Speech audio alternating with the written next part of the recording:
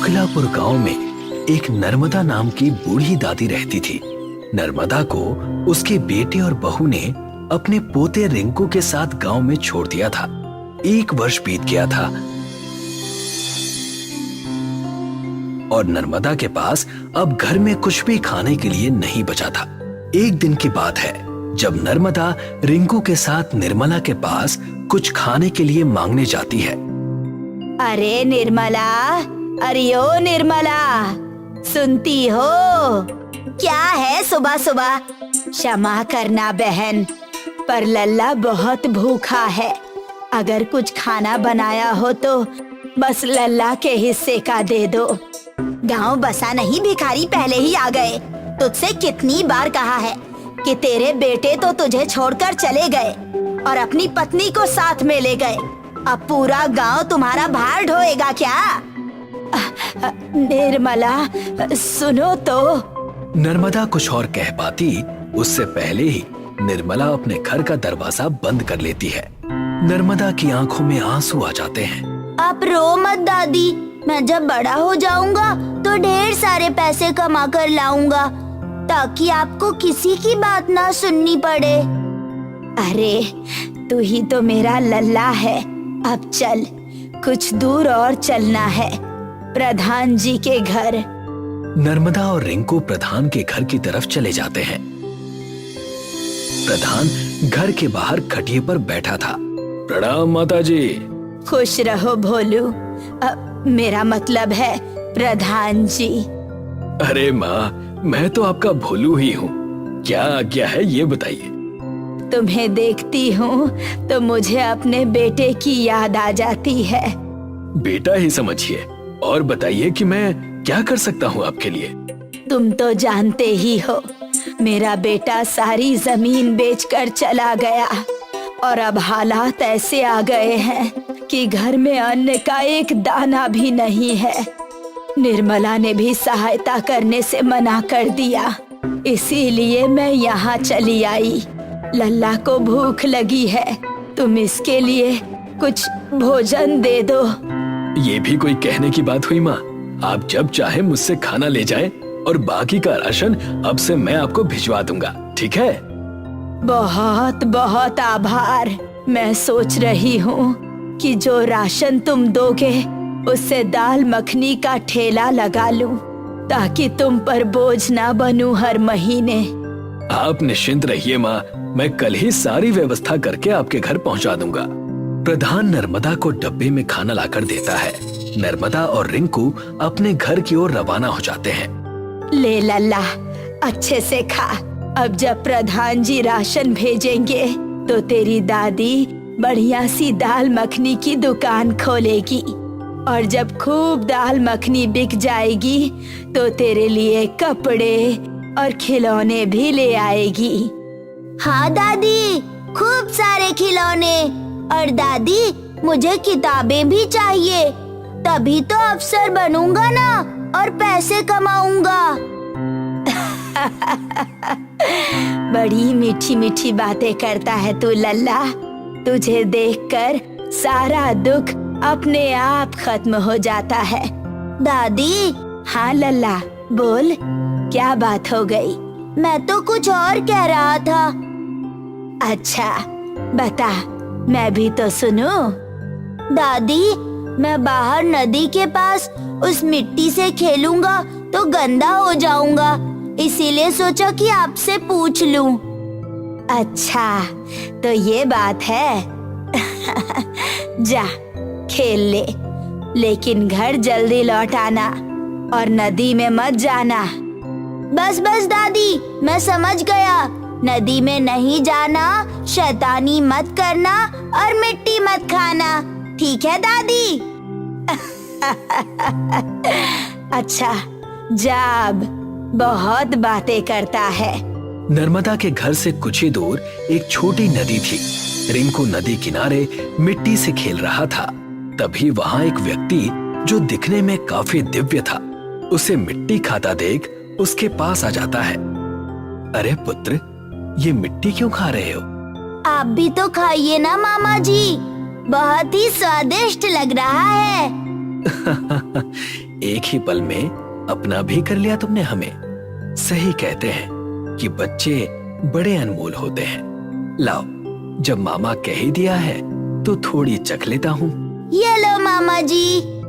रिंकू के हाथ से दी हुई मिट्टी देवता भी चखते हैं। उसे चखकर वो बड़े ही प्रसन्न नजर आते हैं। वाह भाई, क्या स्वादिष्ट व्यंजन है। कहा था ना मामा जी। रिंकू अपने हाथ आगे करता है और आंखें बंद करके मुस्कुराता है। ये क्या है भांजे, मामा से कुछ कहना चाहते हो? अरे आप समझे नहीं, मेरी दादी कहती है कि एक भांजे को खिलाना सब ब्राह्मणों को खिलाने जैसा है। तब तो मामा जी आप मेरे ऋणी हो जाएंगे, इसीलिए मुझे भी खिला दीजिए और ये ऋण उतार दीजिए। अच्छा, मामा को अच्छा फंसाया है तुमने, पर मिट्टी नहीं, मैं तुम्हें कुछ और देता हूँ। देवता ने अपने हाथ खोले और उसमें से एक हीरे का जादुई चम्मच निकला, जो उन्होंने रिंकू को दे दिया। तभी दूर से नर्मदा की आवाज आती है। रिंकू! अरे भागो भागो, दादी आ गई मामा जी। अगर उन्होंने देख लिया ना तो मिट्टी खाने के लिए डांटेंगी। अच्छा ठीक है ठीक है, अब मैं चलता हूँ भांजे। वो देवता ये कहकर वहाँ से गायब हो गए। तभी नर्मदा वहाँ पहुँच गई। अरे लल्ला, तुझे मना किया था ना कि मिट्टी मत खाना, पर तनिक भी बात नहीं मानता। अरे दादी सुनो तो, मैंने मिट्टी नहीं खाई, वो तो एक मामा जी मिल गए थे, उन्होंने खिला दी। इस चम्मच पे लगी है, आप भी जरा चख लीजिए। क्या? अब तो झूठ भी बोलने लगा है। तभी नर्मदा की नजर उस जादुई हीरो के चम्मच पर गई। अरे ये तो हीरे से बना है, कौन दे गया तुझे ये? आपको पसंद आई तो आप रख लीजिए दादी, बस मुझे डांटिए मत। सब गुण है ना तुझ में, अपनी मीठी मीठी बातों में उलझा लेता है और हर बार बच जाता है। पर आज नहीं छोड़ूंगी तुझे, चल घर। एक दिन बीत जाता है और प्रधान नर्मदा के घर राशन और ठेले का सामान लेकर आता है। हाँ माँ, ये रहा सारा सामान। तुम्हारा बहुत आभार रहा भोलू। अरे माँ, फिर वही बात, आभार कैसा? मैं तो बस वही कर रहा हूँ जो मेरा फर्ज बनता है। यही तो अच्छाई है बेटा तुम में। मैं सोच रही थी कि ये दाल मखनी बेचकर धीरे धीरे ये पैसे भी लौटा दूंगी। आप ना लौटाएं तो भी चलेगा, और मुझे पैसे लौटाने का ना सोचें, बस वो करती जाएं, बाकी सब मैं देख लूंगा। अच्छा बेटा, ठीक है। नर्मदा ने दाल मखनी बनाई और अपना ठेला चालू कर दिया। उसकी सुगंध आते ही रिंकू वहाँ अपना चम्मच लेकर खड़ा हो गया और साथ ही साथ प्रधान भी।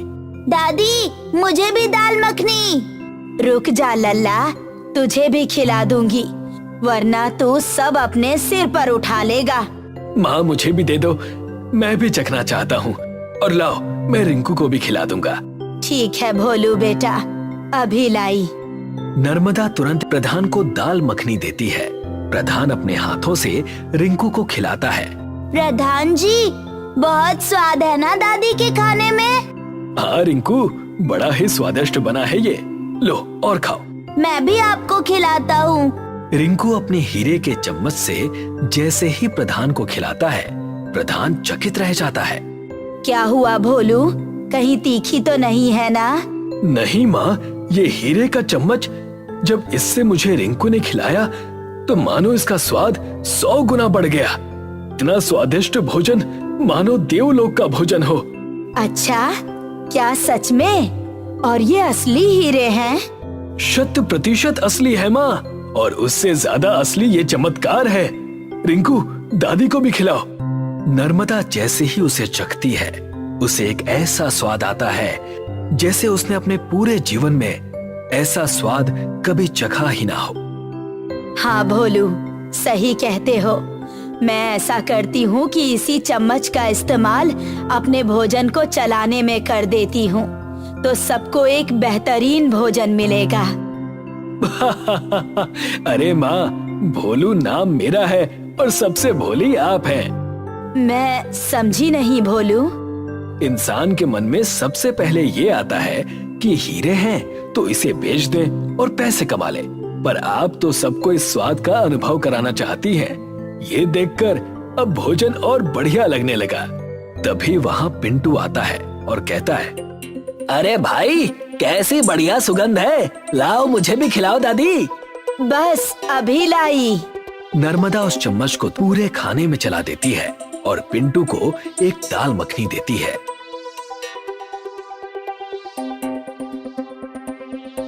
अरे वाह माँ, ऐसे स्वादिष्ट खाने को तो दिव्य ही कहा जा सकता है। मैंने कभी शहर में भी ऐसा कुछ नहीं चखा। खा बेटा और खा, आज कोई दाम नहीं लूंगी इस दाल मखनी का। निर्मला भी वहाँ चली आई और पूछने लगी, अरे ओ नर्मदा, क्या बात है और ये शोरगुल कैसा? आओ बहन, तुम भी चखो दाल मखनी, बहुत स्वादिष्ट बनी है। मैं नहीं खाती, बस देखने आई थी कि आखिर तुमने क्या नया बखेड़ा चालू कर दिया। और वैसे भी तुम्हारे पास इतनी सामग्री होगी कहाँ कि तुम कुछ अच्छा बना भी सको। अरे माता जी, चख तो लो, आपका बेटा जो शहर से लाता है उससे भी बेहतरीन है। ए बोलू, बहुत बोलता है। मेरा बेटा जो चीजें भेजता है ना, वैसा तुमने सोचा भी नहीं होगा। चख तो लीजिए, फिर आपकी जो ये बोली निकल रही है ना, वो थोड़ी मीठी हो जाएगी। अच्छा, लाओ देखूं जरा, बड़े आए बोली मीठी करने वाले। नर्मदा बड़ी खुशी से उसे चखने के लिए दाल मखनी देती है। जैसे ही निर्मला उसे खाती है, उसकी आंखें फटी की फटी रह जाती हैं। अरे वो नर्मदा, मुझे भी बताओ ना कि कैसे बनाई तुमने ये दाल मखनी। बताती हूँ। नर्मदा ने पूरी बात बताई और तुरंत ही निर्मला उस चम्मच को हाथ में लेकर देखने लगी। क्या बात है निर्मला दादी? ये मेरा चम्मच है, मुझे लगा कि ये खो गई है। अब समझ में आया कि इसने चोरी की थी। बस भी करिए अब आप, जब से आई हैं बस खराब बातें, और जी नहीं भरा तो अब चोरी का इल्जाम लगाने लगी हैं। ए प्रधान, तुम कुछ नहीं जानते, इससे पूछो कि फिर इसे ये चम्मच कहाँ से मिला। ये चम्मच रिंकू को मिला था, कल जब वो नदी के किनारे खेलने गया था। हाँ, मुझे वो मामा जी ने दिया था। तेरा कोई मामा वामा नहीं है, बस मनगढ़ंत कहानियाँ बनाते हो तुम लोग। मैं चली अपना चम्मच लेकर। ये कहकर निर्मला चम्मच लेकर भाग गई। फिर नर्मदा बहुत उदास हो गई। दादी, दादी मेरा चम्मच। रो मत रिंकू, मैं वो चम्मच जरूर लेकर आऊंगा। नहीं भोलू, जाने दो। नदी के पास इसे वो चम्मच जिसने भी दिया था, और मेरे साथ जो भी घटनाएं हो रही है, उसे देखकर लगता है कि वो जरूर कोई देवता थे। अगर उन्होंने वो चम्मच खुद रिंकू को दिया था तो वो कहीं नहीं जाएगा। तभी निर्मला की जोर की आवाज आई। सभी वहाँ दौड़ते हुए पहुँचे तो देखा कि निर्मला बाहर गिर पड़ी है और एक प्लेट में चम्मच और खाना रखा है। अरे बचाओ! नर्मदा उसे पानी पिलाती है और पूछती है, क्या हुआ निर्मला? मैंने जैसे ही इस चम्मच से खाना खाया मेरा मुंह जलने लगा। अरे मानो जैसे 10 मिर्ची एक साथ खा ली हो। पानी भी पिया पर ठीक नहीं हुआ। अब जब तुमने पानी पिलाया तो राहत मिली है मुझे। देखा माता जी, जिसका है उसी को मिलेगा। ऐसे कपटी काम ना करें। भगवान ने सब दिया है, पर लालच और ईर्ष्या ऐसी कि किसी और के हाथ में कुछ अच्छा आ जाए तो देखा ही नहीं जाता। मुझे माफ कर देना नर्मदा, ये लो तुम्हारा चम्मच। इस घटना के बाद नर्मदा की दुकान चल गई। नर्मदा की दाल मखनी अब पूरे गांव का सबसे स्वादिष्ट व्यंजन बन चुका था। अजय अपने माता पिता का इकलौता बेटा था। तीनों मिलकर खेत में काम किया करते थे। कुछ दिनों पहले ही अजय के माता पिता का देहांत हुआ था।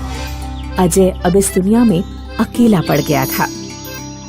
माँ बाबा के जाने के बाद मुझे ऐसा लगता है जैसे मेरी जिंदगी में अब कुछ बचा ही नहीं है।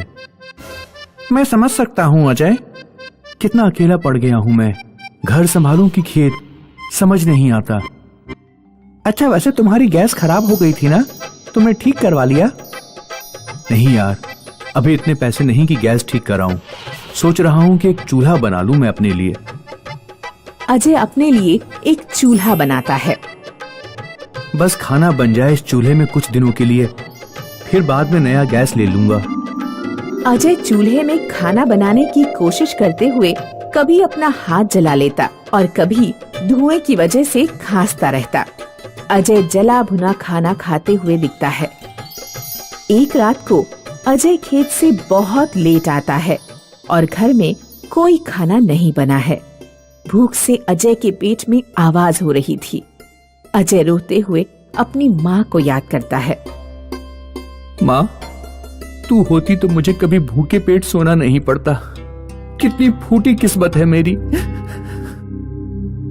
अजय रोते रोते खिचड़ी बनाता है और फिर खाकर कुकर चूल्हे में ही रखकर सो जाता है। दूसरी सुबह। कल रात की खिचड़ी तो बहुत अच्छी बनाई थी मैंने। काश थोड़ा सा बचा लेता तो आज भी खा सकता था। ये कुकर इतना भारी क्यों लग रहा है? मैंने तो कल सारी खिचड़ी खत्म कर दी थी। अजय कुकर खोलकर देखता है तो उसमें कुकर भरकर खिचड़ी पड़ी होती है। अजय हैरान हो जाता है, पर वो सोचता है शायद उसने कल रात को गलती से ज्यादा खिचड़ी बना ली होगी। अजय खिचड़ी खाता है और खेत में खाने के लिए भी ले जाता है। अजय, आज तो तुम बढ़िया खाना लेके आए हो। लगता है खाना बनाना सीख गए हो तुम। उस रात को अजय रोटी और सब्जियां बनाता है। सब्जी की कढ़ाई चूल्हे में ही रखी होती है। अजय खाना खाने के बाद जब कढ़ाई चूल्हे से उतारता है तो कढ़ाई फिर से सब्जी से भरी हुई है।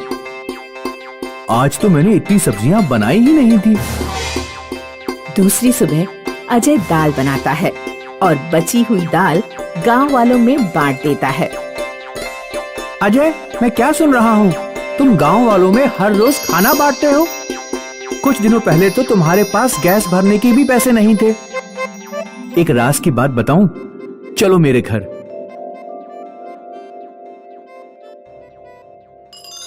देखो, ये मेरा जादुई चूल्हा है। इसमें जब तुम खाना बनाओ तो बर्तन में खाना खत्म ही नहीं होता।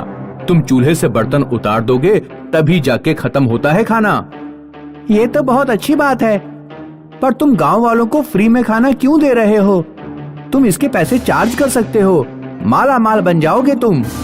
नहीं जय, मुझे माला माल नहीं बनना। इस चूल्हे ने मेरे बहुत बुरे वक्त में मेरी मदद की है। मैं चाहता हूँ कि इसके जरिए मैं भी वैसा ही करूँ, जरूरतमंद लोगों की मदद करूँ। तुम बुद्धू हो क्या? मैं तो कहता हूँ एक होटल खोल लेते हैं। मैं तुम्हारा दोस्त हूँ अजय, तुम्हारी भलाई के लिए ही कह रहा हूँ। जय और अजय ने मिलकर होटल खोल लिया। उनकी अच्छी कमाई होने लगी। ज्यादा मेहनत किए बिना ही पैसे आते हुए देख जय लालची बन गया और चूल्हे को अपना बनाने के बारे में सोचने लगा। अजय, तुमने कभी ये सोचा है कि अगर हम एक चूल्हे से इतना कमा रहे हैं तो दो चूल्हे से और कितना कमा सकते हैं? पर जय, इसकी क्या गारंटी है कि दूसरा चूल्हा भी जादुई चूल्हा बनने वाला है? तुम बना के देखो, क्या पता फिर से तुम्हारा जादू चल जाए। अजय और एक चूल्हा बनाता है, पर जैसे ही उस चूल्हे की लकड़ियों में आग लगती है वो चूल्हा आग से फट जाता है। ये क्या हो गया? ऐसा क्या डाला तुमने इस चूल्हे में? मैंने तो बिल्कुल वैसे ही बनाया था जैसे मैंने पहले वाला चूल्हा बनाया। कल फिर से बनाना। अजय ने दूसरा चूल्हा बनाया और दूसरा वाला भी फट गया। जय को गुस्सा आ गया और उसने अजय पर चिल्ला दिया। एक चूल्हा तुमसे ठीक से नहीं बनाया जाता। हाँ तो क्या हो गया? एक चूल्हा तो तुम्हारे पास है ही ना। ज्यादा पैसों के लालच में पागल हो गए हो तुम। लालची तुम हो गए हो अजय। तुम नहीं चाहते कि मुझे दूसरा चूल्हा मिले, इसलिए तुम गलत किस्म का चूल्हा बना रहे हो। अजय वहाँ से उठकर बाहर चला गया। अजय ना तो लालची था, ना तो अपने पैसे जय से छुपाना चाहता था। उसने सोचा वो फिर से एक चूल्हा बनाएगा। पर ये आखिरी चूल्हा होगा। अगर ये भी आग से फट गया तो पहला चूल्हा जय को देकर खुद खेती को लौट जाएगा। अजय ने ठीक पहले के चूल्हे जैसा दूसरा चूल्हा बनाया और होटल में रखकर सो गया। ये अजय मेरे सारे सपनों पे पानी फेर देगा। इसके भरोसे रहा तो मैं कभी भी शहर जाके पैसे नहीं कमा पाऊंगा। जय ने देखा होटल के किचन में चूल्हा रखा हुआ है। उसने चूल्हा उठाया और अपने घर चला गया। दूसरी सुबह अजय बेटा उठो, उठो अजय बेटा उठो। हाँ, क्या हुआ? जय गांव छोड़कर भाग गया है। क्या?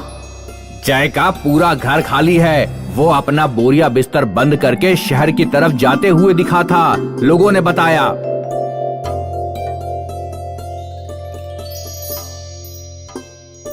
बेटा सदमा बर्दाश्त नहीं हो रहा है क्या? नहीं काका, मैं तो जय की किस्मत पे हंस रहा हूं। वो क्यों? उस बेचारे ने सोचा होगा कि जादुई चूल्हा चुरा के शहर में बहुत सारे पैसे कमाएगा, पर जादुई चूल्हा तो मैं कल रात अपने घर ले गया था उसको देखकर दूसरा चूल्हा बनाने के लिए। वो बेचारा नया चूल्हा लेकर चला गया। अब पता नहीं उसमें कोई जादू होगा भी या नहीं होगा। उधर जय शहर में एक दुकान खोलता है, बड़े बड़े बैनर बनाता है होटल के लिए और खुशी खुशी पूरे विश्वास से सब्जी बनाने की तैयारी में चूल्हे की लकड़ियों को आग लगाने की कोशिश करता है। पहले के सारे चूल्हों की तरह ये चूल्हा भी आग लगते ही फट जाता है। जय चूल्हे को और अपनी फूटी किस्मत को देखकर सर पकड़कर रोने लगता है।